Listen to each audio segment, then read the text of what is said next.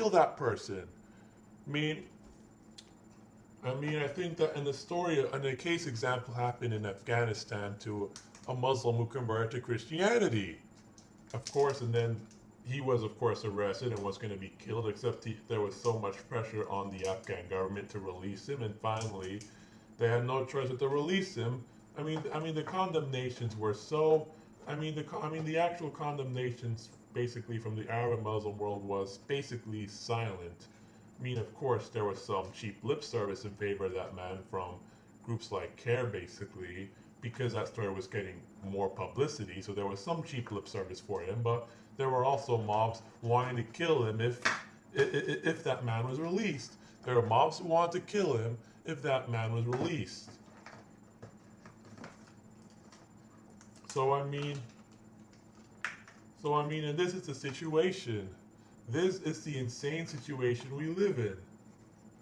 But it goes to show. Is that story an isolated case? No. That's just something from Sharia law. Even in Muhammad's day. It's not a modern thing, because even in Muhammad's day, they were killing critics, killing those who criticized Islam. In fact, I think that there was a Jewish poet who was critical of Muhammad, and then Muhammad had him killed, basically. Just basically. So Islam is not a religion of peace. Islam is not a religion of peace. No, Islam is not a religion of peace. Make no mistake about it. You can call me a bigot, call me xenophobic, call me an Islamophobe, call me a racist, call me a white racist, call me all those names, but you're not going to shut me up. Of course, I'm none of those. I'm not racist. I'm not a bigot. I'm not xenophobic. I'm not intolerant. I'm not an Islamophobe. I'm none of those. And I'll make it clear that there are plenty of decent Muslims and decent Arabs, and there are decent Arab Muslims. I make that clear. I make it clear there are decent Arab Muslims. There are plenty of them, and I have no problem with them. But what I do have a problem is with the dominant currents. That's what I have a problem with. And I think if you want to be, of course, I think that a civilization has to behave civilized, or else, because if you commit ruthless acts, then you make dog poop seem like a civilization, basically. But basically, what I'm saying here, basically, what I'm saying here, basically, is that a religion of peace. Has the dominant currents have to preach peace. Buddhism is a religion of peace. For example, Buddhism is a religion of peace, because you don't see these Buddhist jihadists all over the world killing innocent people. I think right now you can see that Judaism is a religion of peace. Obviously, used to think no religion is a religion of peace, but Judaism is a religion of peace, except for because the Jewish extremists truly are fanatics who are condemned by most Jews, who are condemned by the Jewish community, who are condemned by Israeli society, who are condemned by the Israeli government. The Goldstein massacre. You don't see Israelis having posters of them in their houses, in their schools, basically, and all that, and in streets, naming streets and soccer stadiums after him. Imagine if that's to happen. But you don't see that happening. Instead, the Israeli government condemns him, and the Israeli society condemns him as a murderer.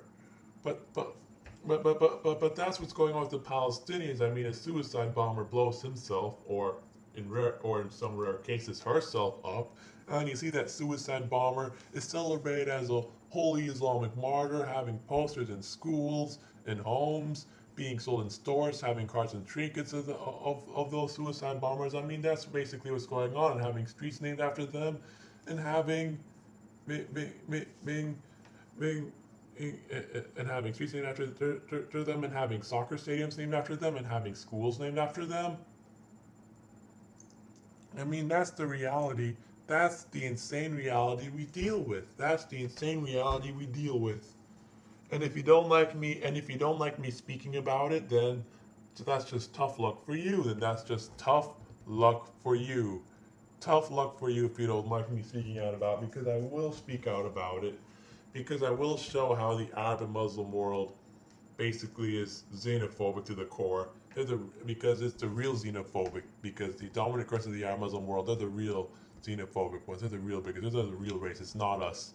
not us. They're the real racists and xenophobic and bigots, and they just want to improve Islam's image in the West while doing nothing to reform, while doing nothing. These sick tyrants just want to improve Islam's image in the West while they do nothing, to reform, just using America and Israel as scapegoats.